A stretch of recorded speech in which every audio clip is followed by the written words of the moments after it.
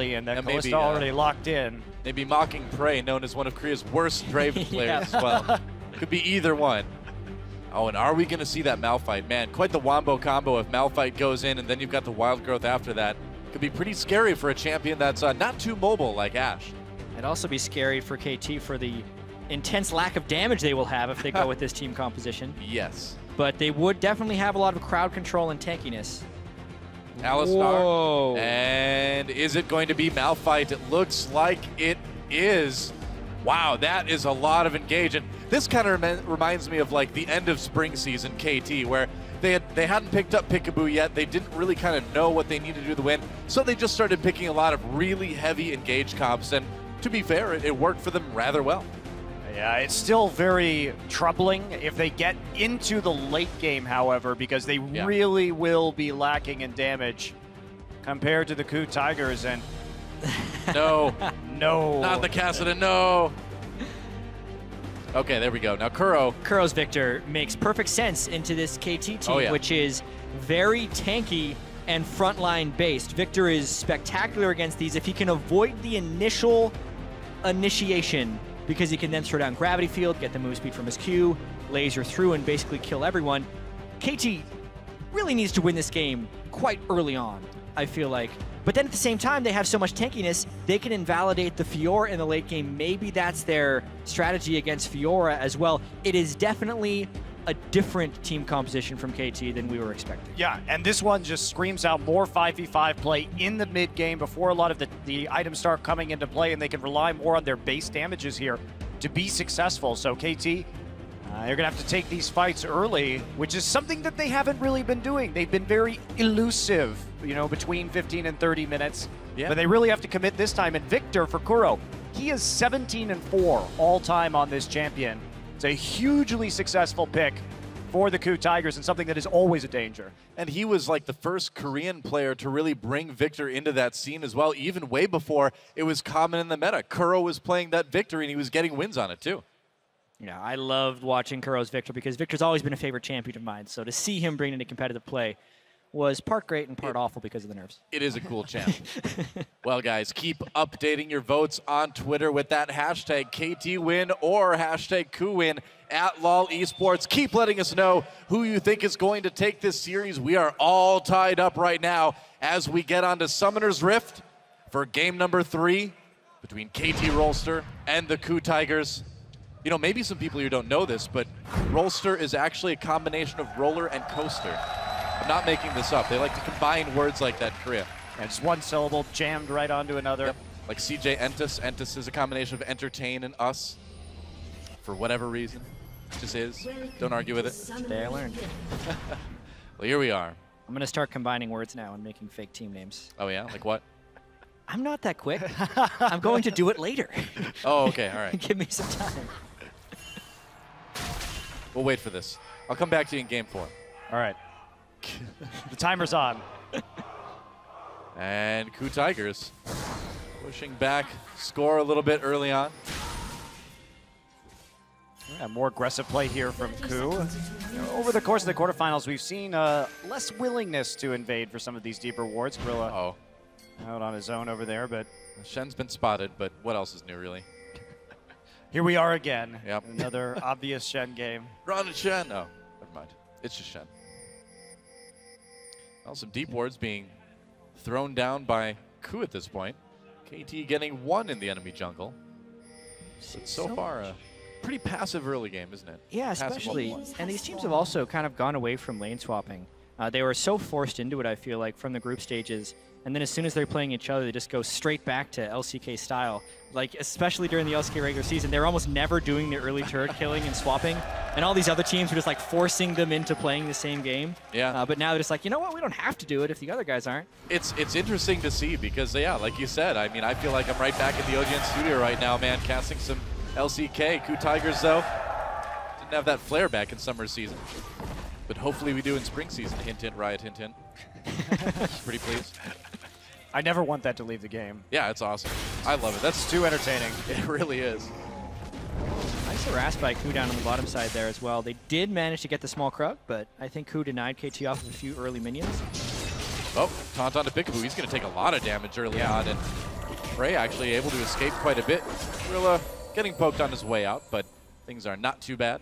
Yeah, Peekaboo opting for the pulverized right at first, but be able to sustain that pretty nicely. And Nagde and Kuro just standing right next to each other. I guess so.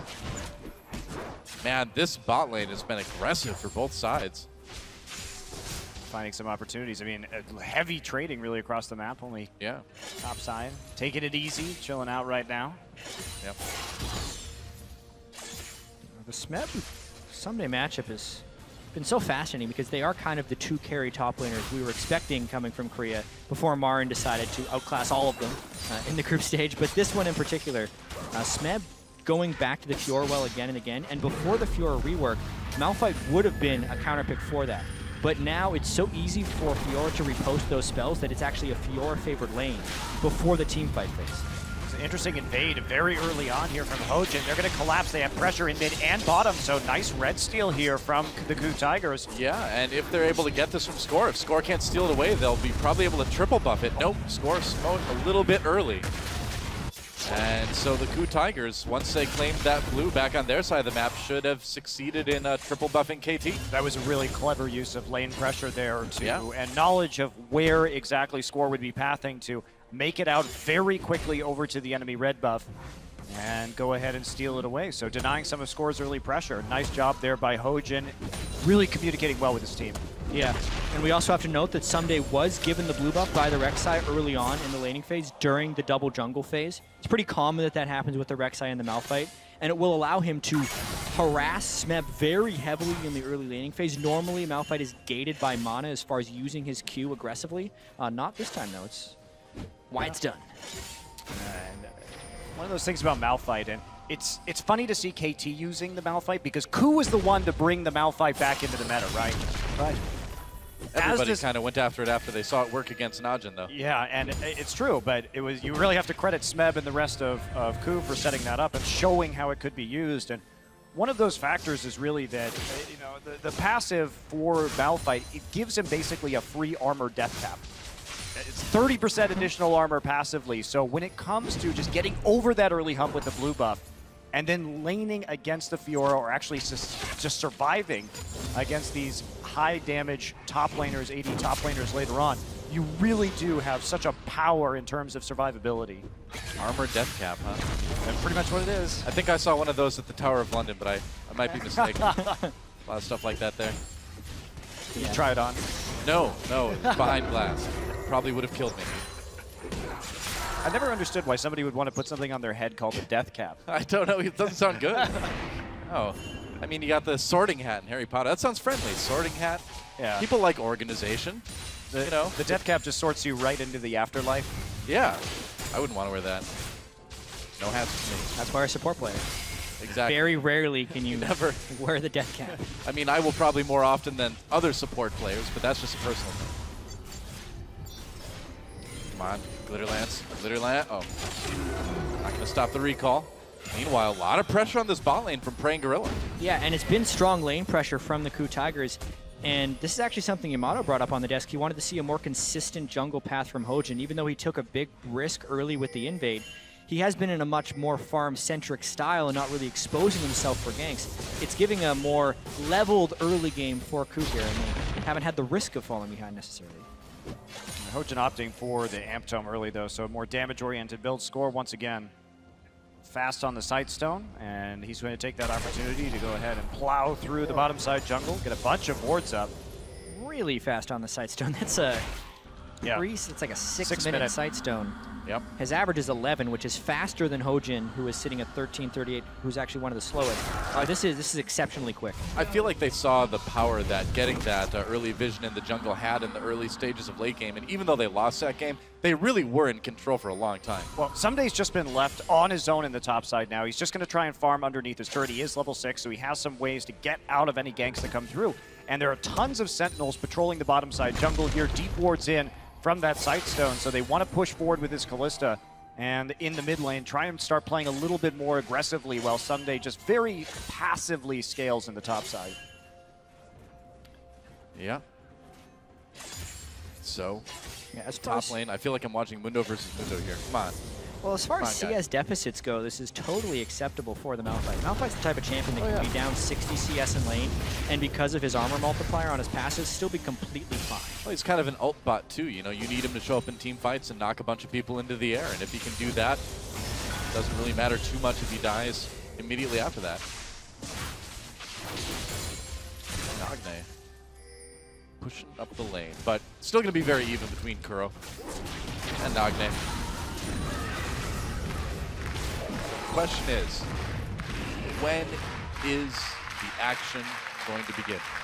Well, if you're KT, you're probably hoping it's going to start beginning sometime relatively soon, because it is a lot about their ability to make these plays and snowball, because they are going to have a gold advantage if they want to keep dealing damage in the late game. I mean, some days level 6, you've got that ult, you've got the ult on Lulu as well too. You can start making those plays, can't you?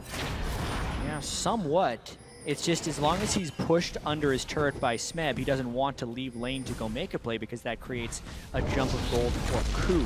KOO has typically been making the majority of their moves between the 10 and 15 minute mark. That's just a statistic, though. It doesn't mean they're going to be suddenly aggressive at 10 to 15 minutes. But generally, when KOO has been getting their ultimates, mainly on Prey for the AD carry, is when we'd expect to see the action. KOO has been more the team to take initiative in that phase of the game so far. It was. Didn't see a ton of hugely impactful dash arrows in the early part. I don't know. I was kind of wondering about that. What a waste of 100 gold. That's a weird pink word right there. Pretty sure it is. One thing though we haven't really talked about is that even though KT may have some issues playing out the late game, does KOO really have an answer to getting on to Arrow? Because Arrow is the main damage source. He has to be shut down here. And it's kind of up to Victor to do that, but that is a little bit hard to get back to where Arrow is with the amount of peel that's on this team. And the fact that Victor and Ash are going to be main targets for ROLSTER and Malphite. I mean, you have to think about it. They effectively have 2 Malphite ults with the ROLSTER-Malphite combination to use onto the back line. Oh, not to mention the Wild Growth as well. They have a lot of knockups, and Nagne doing a lot of damage to Kuro. There's the Wild Growth for the knockup. Can he actually take him out?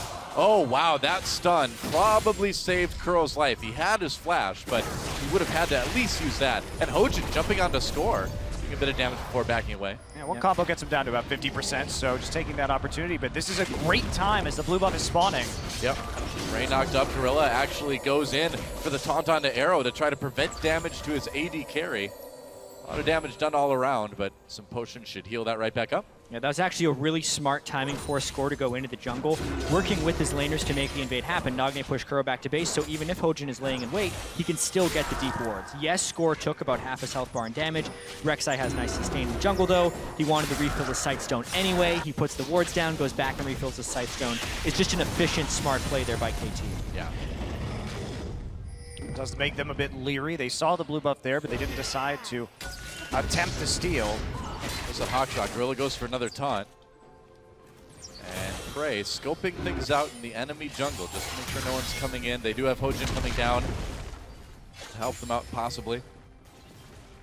Yeah, and even though we're saying KT has very low damage, if they can successfully protect Arrow, Lulu is the great enabler of all AD carries. It works a little bit better with things like Jinx and Kog'Maw because you're really increasing their mobility. Kalista is already exceedingly mobile, and the Lulu actually doesn't add too much to that.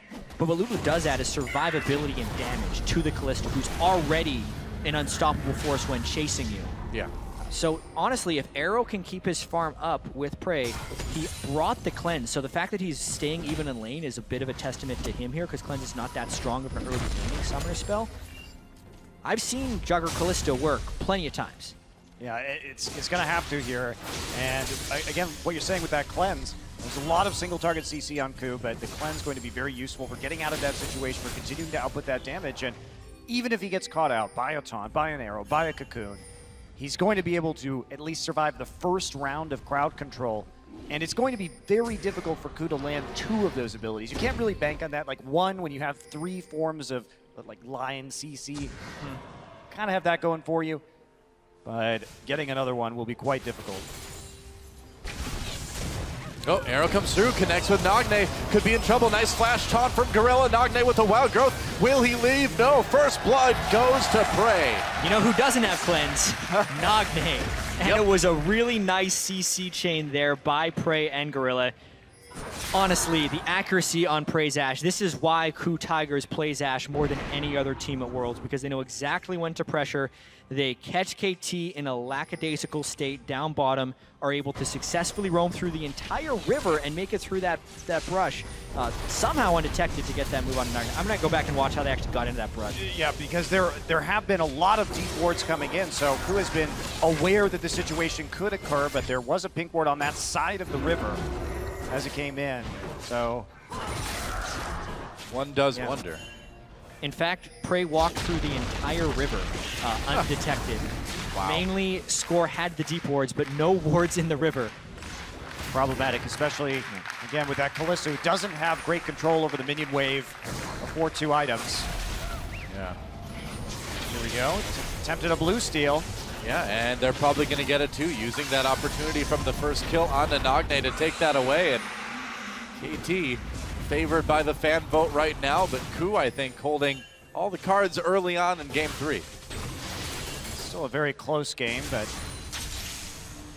13 minutes certainly having that advantage, and KT just hasn't been able to make any of the plays yet. We've certainly seen in the series that early game leads are not everything.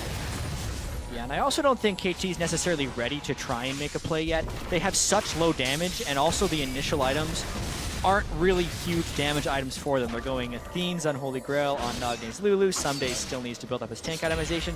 Really, when Nagne hits Death Cap, and when Arrow has his Hurricane as well as the Blade of the Ruined King, and maybe even a QSS on top of that to double with his cleanse, is when KT wants to fight. So really, I think KT wants to keep this game close until about 25 minutes. And even though they are a mid-game team, they need to wait until mid-game. They have a very precise power window where they spike super hard, and I think they're waiting for that moment. Yeah, we talk about that Kalista 2-item power spike all the time, but the amount, if she has proper protection, which she absolutely does with this particular team composition, she will spike in terms of just getting AoE damage off with the Ruin's Hurricane in the team fight is absolutely massive. Turret goes down, Gorilla comes over the wall, gets knocked up right after the taunt from Score. Ashero comes in, they layer the CC just a bit, but it seems like it could be enough. Peekaboo over the wall with the flash pulverizing, get the knock up onto Gorilla. Looks like Score's gonna make it out. Meanwhile, a big melee down in the river. There's a catch onto Someday. It's pretty tanky, but they might be able to take him out. KT definitely on the run though. Hawkshot reveals where KT is running to. And KOO Tigers may be content to just try to take Dragon off of this. All 4 TPs used in that little skirmish there by the two teams. And KT just trying to desperately disengage, as we did see Score get a little bit caught out. Who comes away with the upper hand, and that'll net the first Dragon of the game. Yeah, and it looks like they're going to rotate to get this turret as well. They chunk KT so low in this, and they know they expended the teleport, so there's no way for KT to actually make it back to the mid lane in time. Wow. Mid lane turret taken out by KOO Tigers. Able to equalize there, and with that Dragon, able to pull a little bit of a gold lead. The only kill in the game is theirs as well. And they've maintained that gold lead by trading the turret. They're just up a Dragon now, so KT hanging in there for the moment, but KOO definitely making the most of that little skirmish that, even though there weren't any kills, still able to find 2 objectives. Yeah, I mean, it looks so awkward too, because KT kept trying to maybe go in and do damage, but there just wasn't any damage to be done, so they just sort of got poked up, poked out, and eventually ran away. KT's not ready to do damage yet, and it's all on KOO to catch KT while warding. That's the windows they have. In order for KT to play their slow game and reach their power spikes, they need to have deep vision. So the weakest point in that case is the person getting deep vision, which is why they're continually trying to catch Score.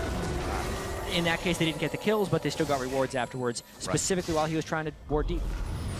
And the response to the pick pressure from KOO when they go in for those wards, we saw how much Score was punished. Hojin is going for the Runeglaive again, so we're talking about very high damage here. Burst potential. Yeah.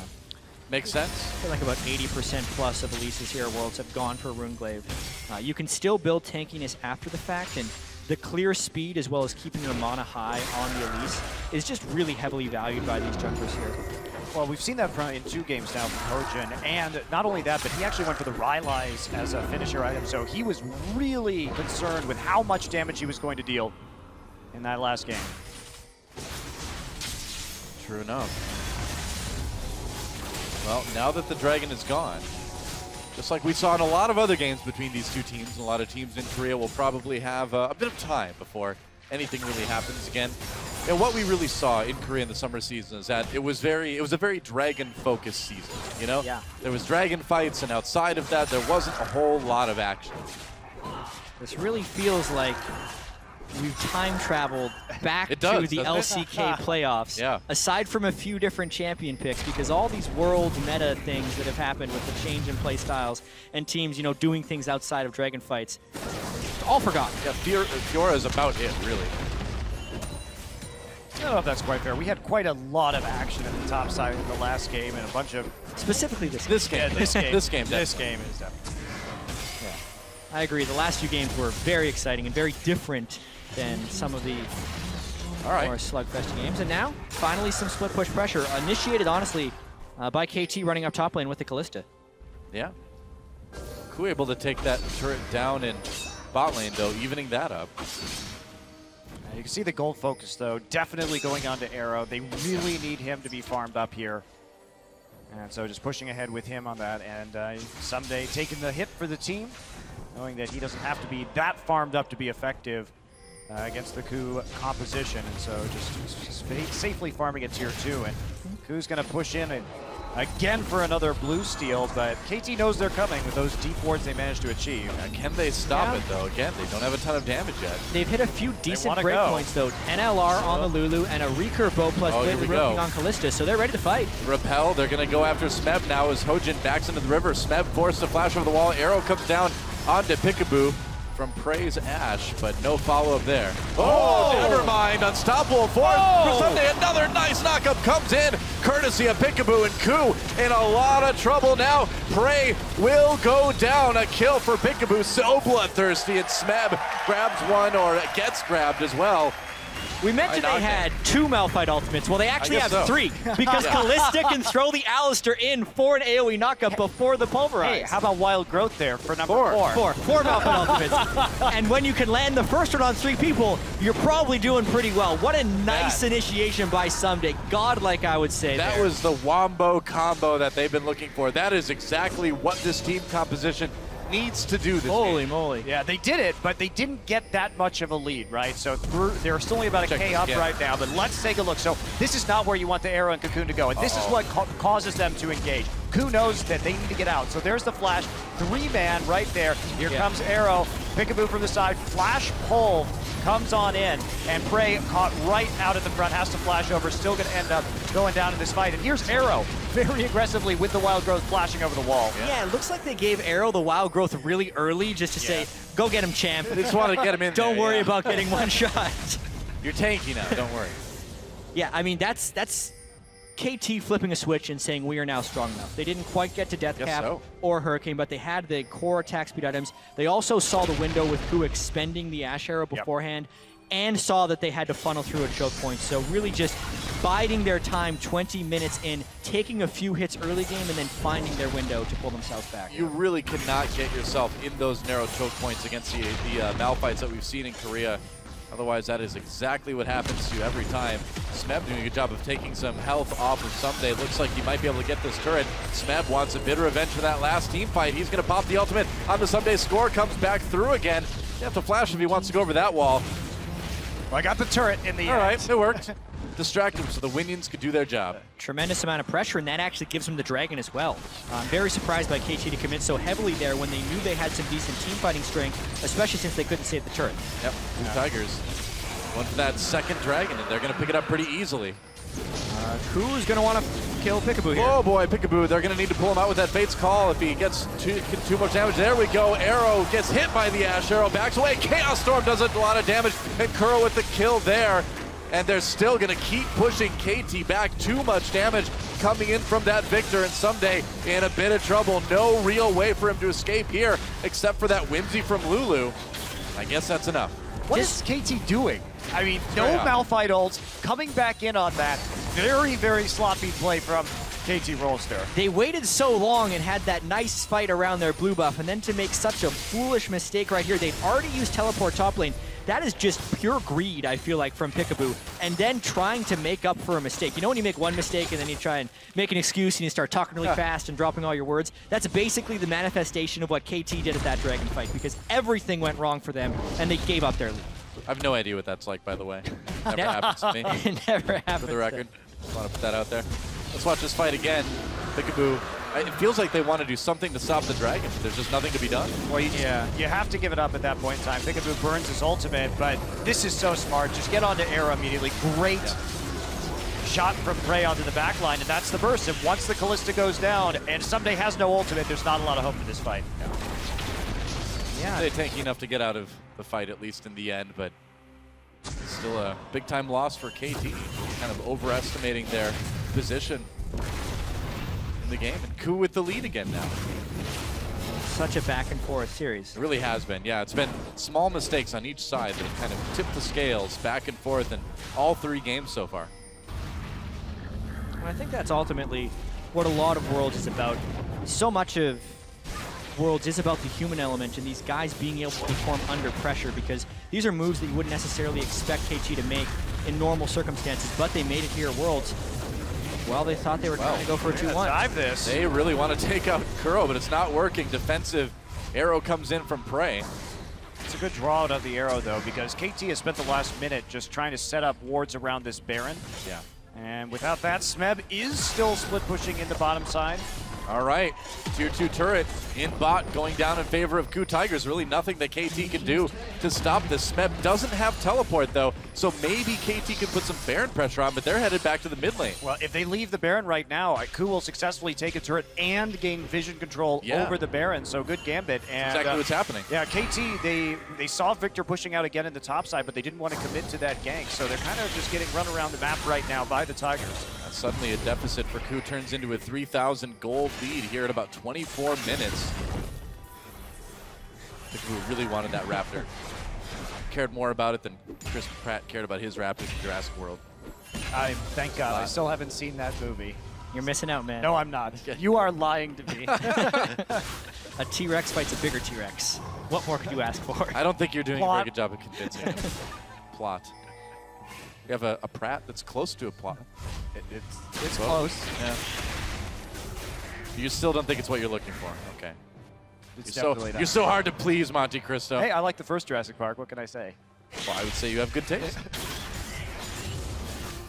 You know, the new Jurassic World makes it like the other Jurassic Park movies didn't happen. Like it goes back to the same park years later. Oh, really? Yeah, so it has the same plot that you so loved in the first movie. Basically, nobody learned their lesson from the first movie, I guess. It's like nobody learned their lesson from the last game. Seems like it, or the lesson of not fighting Dragon when you can't group up. I mean, that's really what it is. I mean, KT is just kind of taking some poor fights here in games 2 and games 3, and unleash the dinosaurs of KOO Tigers, which it makes it sound like I'm saying they're old, but they're not. They're just powerful beasts. Aren't Tigers powerful enough for you? Do you really need to go to the whole dinosaur level? Always. Always. He's getting pretty powerful as well. The split push pressure is giving him a giant CS advantage. And Someday should be able to neutralize Smeb at the Nexus turret. I don't think Smeb will get to a point where he can actually dive the Malphite. But he's still going to be able to make sure Malphite has to consistently stay on the backside of the map. Oh, Smeb. Jeez. Someday again. Man, that Fiora does a ton of damage after she gets a couple items. Yeah, well, specifically the Vitals as well, because proccing those cuts through pretty much everything. Yeah. Who knew Malphite had Vitals? I thought he was just a bunch of rock. Silly me. No weak points that you can stab with your pretty little fencing foil. Today I learned. KT's managed to sort of barely hold on in the last few minutes here, and it's less than a minute until the next Dragon now. That's really where things could go very right or very wrong for either one of these teams. Already being 2 up, KOO feels pretty comfortable. I remember what happened in game 1, though. It was that third Dragon where KT had that big team fight to bring it all back. They've certainly got the items, Death Cap on Nagne. They've got the Runin's Hurricane onto Arrow now. They'd love to have that Last Whisper, but it's not actually going to be that important considering that Hojin is the only one really with armor here. Yeah, it's not a lot of armor. Just a Warden's Mail, so it's not as crucial to this next team fight. And I wonder if we're even going to get the straight-up team fight, because KOO Tigers has so much split push pressure with Smeb right now I'm thinking they're going to try and run KT up and down that red side of their jungle again and again until they can pick off a squishy with an Ash Arrow. Because in a straight-up team fight, they'd still be in danger of that tremendous wombo combo that KT can put out. Or they're just going to go for Dragon and fight it straight up. That would be one of those things that KOO would want to do. Score wants to get in to steal this one. He can't do it, though. KOO gets their third Dragon. Can they win the team fight someday? Coming from behind with the knockup. KOO on the run. Hojin and Smeb caught up in the backlines. Here comes Kuro, though. Arrow takes a lot of damage, but he gets a kill before he goes down onto Kuro. KT on the run. Anyway, though, Smeb gets the grand challenge, gets that big heal for KOO Tigers, and they will chase KT over the moment. Nope, they'll get the fight. There we go. Actually, it's going to be a triple kill in the end for Prey. That is an ace for the KOO Tigers. Yeah, another really sloppy fight there from KT. Sure, they got in, but the big mistake, Peekaboo punted the Victor on top of his Kalista right there. Doesn't help. And sure, it did get the kill, but Ash was totally safe on the backside of that fight to clean up. And a bit of an early Malphite ultimate there by Someday, too. So they're going for Baron, and nothing is going to stop them from taking it now. Except for Baron himself, if he can fight back now. Yeah, he can't do that. He's not very strong after all. KT was far too eager, I would say, for that fight. And honestly, I think KOO was too eager as well. I was expecting KOO to run back and forth because they did expose themselves to a potential wombo combo. And when we watched this replay, Smeb was actually on the far side of the Dragon Pit while they were forcing, so he didn't make it into this fight initially. It's just the fact that KT didn't take their time. With Lubu Kalista, KT needs to kill frontline and move slowly. But Someday goes where his team can't follow. Yep. Arrow tries to go there, and they actually throw Peekaboo in, punt Koro on top of Arrow into all the threat. Like, Smeb had flank position, so there, more patience would have been worth a team fight for KT. KOO played that well considering the circumstances they forced, and KT kind of took the bait, so to speak. Prey on the backside because he couldn't get closed on. Since his front line was so powerful, he was able to pick up a triple on the backside. And that fight in particular just gives KOO a massive edge in the game. Yeah, 7,000 gold is the lead after they pick up that Baron post the fight. 3 Dragons, a Baron, 4 turrets. KOO Tigers looking really good, and KT in that similar position that we saw them in last game, where they really do need like a miracle team fight again to bring it back. And while that is a possibility, it's becoming more and more remote as the game goes on. I really am puzzled by that, especially that headbutt in that last fight, because certainly that can be a good move if you have a lot of burst. But remember, KT isn't running a composition with a lot of burst. They need a lot of targets over time for Arrow to whittle down with this Kalista. So by getting in range of the entire Victor combo. Here we go. Nagne has a wild growth. Can he even stay alive? Smeb's going really deep, gets slowed, but oh man, that's a lot of damage. Wow. Gorilla using that Stand United to keep his top laner alive. Smeb coming in for a few parting shots on Someday as he backs out. The second hit from Fiora's E is guaranteed to critically strike, and it's max ranked right now, so it is a full damage crit right there. Good night, Nagne. That's huge. And this is some of the best Fiora play we've seen at this tournament so far. Smeb has been absolutely outstanding on this champion. And I mean, look at this. KOO Tigers just taking turrets left and right now. It just doesn't seem like there's a lot KT can do. Someday in danger of dying here, comes back in with that unstoppable force. Point blank tries to set something up for Arrow and Peekaboo as they come in, but Smeb just taking some spears. He's going to go back in onto Someday. He gets the kill onto Someday, and he's fighting 1v3 before he finally gets shut down by Arrow. And you know what, that's fine. They were sieging in the top side at the same time, managed to take an inhibitor, got another inhibitor turret, losing Smeb right there, considering he took down Someday with him. Not that big of a deal. Yeah, I would say so. He's 3 levels up now, Smeb, with this split push. This is going to be so hard if KOO can close this out. So hard for KT to react to in the next game, because they've already defaulted to banning the Veigar in this match since they couldn't deal with it with Kuro. And Smeb picked Fiora very early on the red side. So with KT going to the red side next match, they have even fewer bans to work with. KOO has shown proficiency of playing specifically the Fiora and the Veigar to such success. Let's watch this solo kill again. A 3-level advantage, by the way. Oh no, he's going after the vitals. Yeah, whatever can you do? So it's 1 hit of the E, and then it's the second hit was the crit as well as the vital. Yeah. Just the most damage. It's a lot. The last third of Lulu's health just disappeared. And yeah, if KOO Tigers take this game, they'll put themselves 1 win away from the semifinals, and A little bit of revenge for KT denying KOO Tigers a spot in the grand finals of Champion Summer. It would be quite the turnaround, especially since KOO coming out of the groups, dropping those 2 games. Nagne in trouble again. Smeb pushed away at the last moment by Peekaboo, though. And if Smeb continues to be this effective, this game is over because Nagne cannot protect Arrow in team fights, and really Arrow being protected is the only way for KOO to win these slow slogging team fights. Very true. The fights are way too fast with how much damage KOO has accumulated right now. Well, he's making the Lulu Ultra Self, which is always the sign that things are going wrong. Someday comes in, well, there's Ash Arrow. Whoa, and Kuro picks up a kill. Peekaboo tries to re-engage. Arrow hopping away for his own safety. There we go, a nice big engage again. And I don't think there's a whole lot that KT can do at this point. Arrow keeping Smeb at bay for the moment. There's a flash W from Prey, and they are going to go for the win. Arrow, the last man standing, he goes down, and the KOO Tigers will take a dominating game number 3. There goes the Nexus. KOO Tigers 1 win away from the semifinals. GG. Wow, and coming in, KT took the risk. They went for a comp with a very specific timing. They got 1 team fight out of it, but it wasn't enough gold to put them at an advantage, the level of advantage that they needed